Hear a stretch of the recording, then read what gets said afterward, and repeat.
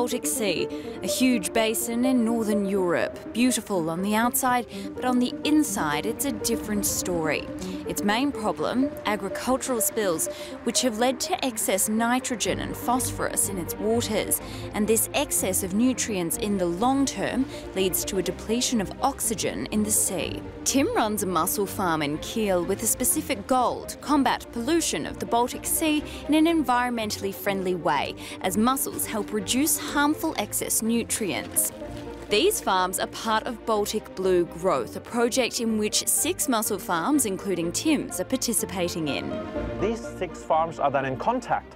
I'm having here different conditions than in Sweden, so what works for me doesn't really work in Sweden and vice versa. But we can talk to each other and have then sharing of ideas.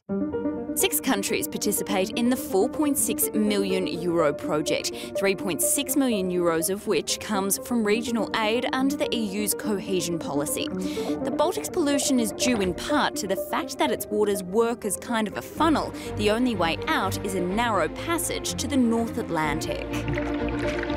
If you imagine a drop of water here in the Baltic Sea, in our region, the Kiel region, it will remain here on the average 40 years until it's being exchanged with the water in the North Atlantic. And whatever you put in terms of nutrients just does exactly the same.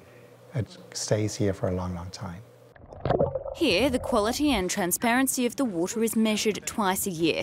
Mussels eat microscopic algae full of nutrients and filter the water. The results are conclusive. Yeah, I don't know, hundreds, thousands of mussels filtering something like 5 liters of water every hour.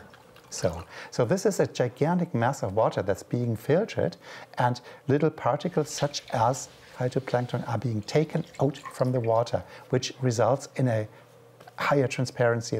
In such a populated basin, social awareness on improving water quality with mussel farms is key, a role led, among others, by NGO, the EUCC. Mussel farming can be an additional opportunity to improve the coastal areas and to improve the water quality there. It's not the only way.